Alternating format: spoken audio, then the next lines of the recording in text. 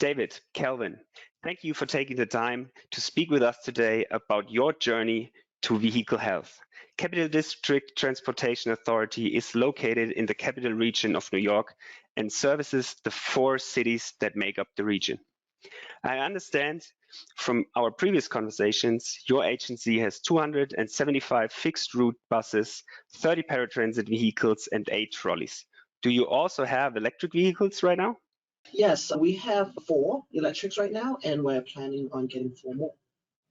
That's good. Yeah, we discussed early on that electric vehicles are really increasing. So over here in Europe, but also in North America. So that's a really nice development. What we see here. Question for you, David. As Director of Maintenance at CDTA, you have guided your department to make predictive repairs based on data, trends, and new software programs like real-time vehicle health monitoring systems and data-driven vehicle maintenance to predict future failures. Give us some background, please. What maintenance challenges were you trying to overcome before your decision to install a vehicle health monitoring software? Yes, I think there's 2 main things we were looking at. One being, how can we reduce the amount of service interruptions that we sometimes see? One of the biggest reasons is related to engines. Brings me to the second challenge. At CDTA for a long time, when we would get a check engine or even a mill light that the operator would see, he would report that, and we would change that bus off, sometimes immediately, sometimes as soon as we could. But if you think about, your personal car, when you get a check engine light, you don't pull over and call a tow truck. So we kind of wanted to have that same factor going on. So something that we were looking for was to view the real-time data and know exactly what the code was prior to even getting notification from an operator. So we were able to make better decisions based on what that code may be. That's cool. That's really interesting. Thanks for sharing. So you chose mobile VHM in its vehicle health management system. How did it work, and what impacts or differences did it have on your operations? I would say in the very beginning, it worked very well. Not that it's not working well now, it is, but it worked so well. The amount of VHM alerts we were getting in the beginning was literally overwhelming, and most of the foremen wanted to pull their hair out. But I think what has happened over time, working with Reg and his team, we've been able to narrow that down and make it more manageable. There's some alerts that come through that aren't necessarily needs immediate attention, and sometimes they don't need any attention. So I think that's a big thing there. I think the time that we save, by the time the alerts come in, we already know what the code is. So we're already responding in most cases before the operator ever reports it. Yeah, that's really good. So it's also the objectives with our product to help optimize the operation and maintenance processes within public transport operators. So this is exactly what we're aiming for, and it's nice to hear that it's working at you. So grateful. From the IT side, Kelvin, what did your team have to consider in rolling out a vehicle health solution? So we worked very closely with Reg on the project to implement it, and from an IT perspective, we want to make sure that things work, right? So it was about setting parameters correctly and testing them. So we would, work with Dave very closely on where we should be setting those thresholds. And then, being that the data comes through real time through serial data, we wanted to make sure that we managed the bandwidth correctly. So we did some analysis work there, and then there's a lot of back-end data that gets stored that we can use for analysis. So we made sure that we were collecting that data and storing them properly. Yeah, that's good. It's also one of our main features. So storing the data, making them available for analysis, long-term analysis after the operation, to just give you as much as detailed insights into an entire vehicle fleet. Yeah, that's exactly what we're looking for. David, I guess there were some decisions that had to be made about which thresholds and prioritizations level needed to be set. Can you speak a little bit about that, please? Yeah, it was kind of what I spoke a little bit about earlier. The amount of data that was initially coming through was a lot to handle. So what we were able to do by allowing all that data to come in, we were able to see which parameters and which fault codes that we were concerned with.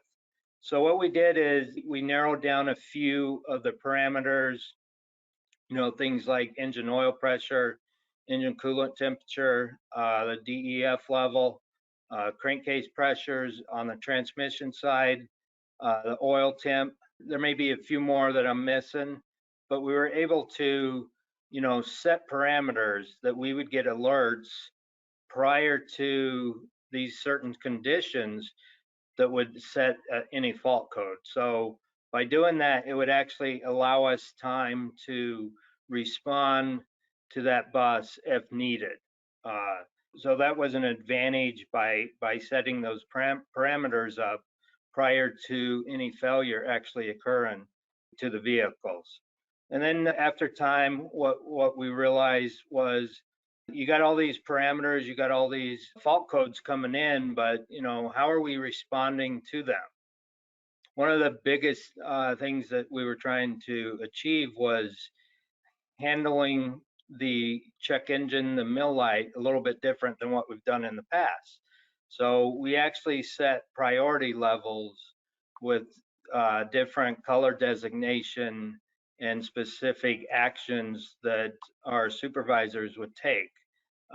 So we had 3 different color designation. One would be red, which means it's a severe action and it needs immediate action, usually changing the bus off immediately. So not only were our maintenance supervisors aware of that, but also our dispatchers had a format to follow that kind of gave them a guide on how to handle each situation. The other 2, we had an orange, and that would just indicate that it's something of concern, but nothing that needs to be handled immediately. And in most cases, that bus could run till the end of the line, or maybe even that bus may run until it gets back to the garage.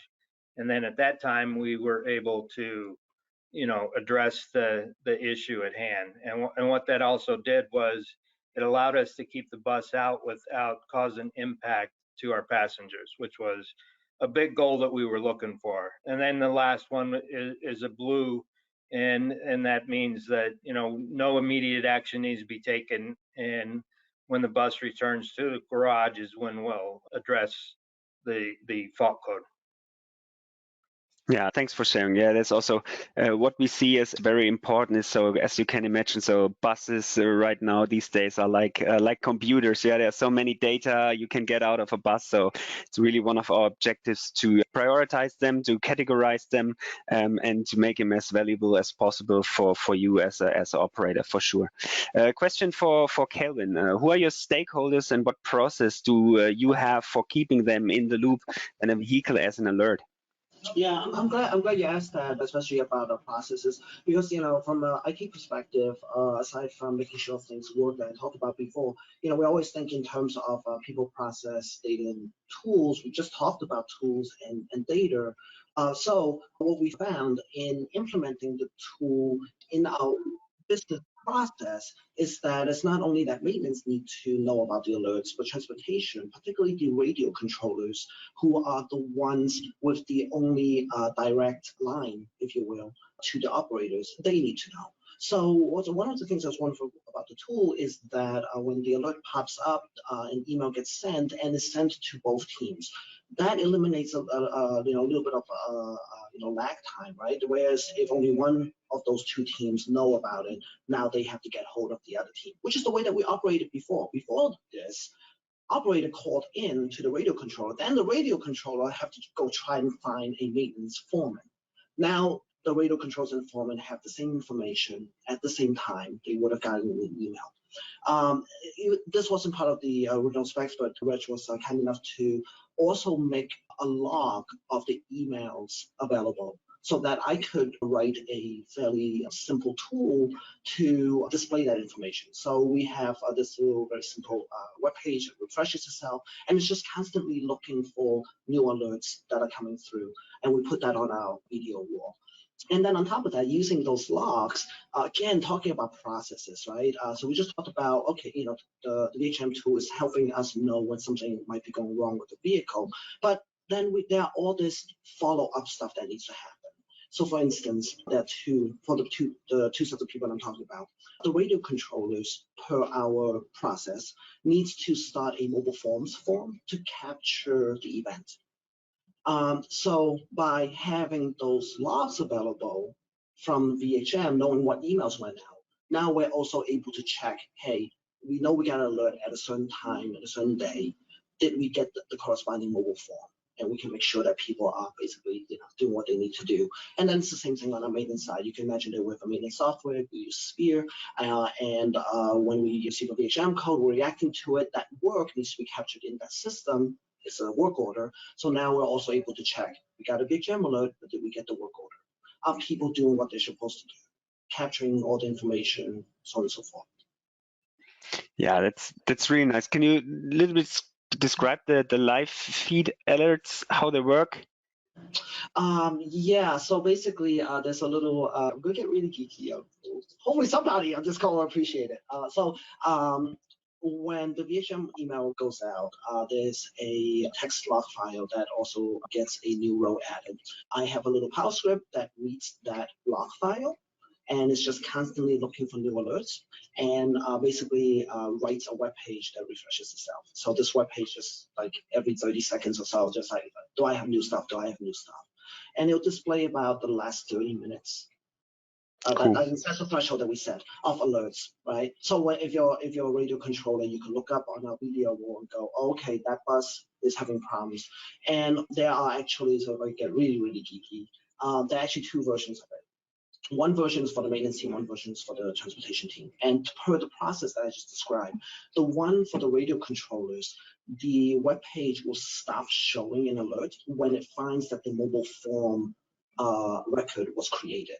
In other words, you already reacted to the thing. You don't need to keep doing it. And that's the same thing for the maintenance team if they're watching their web page. It checks Sphere to see if the corresponding work order already created. You've already reacted to the incident.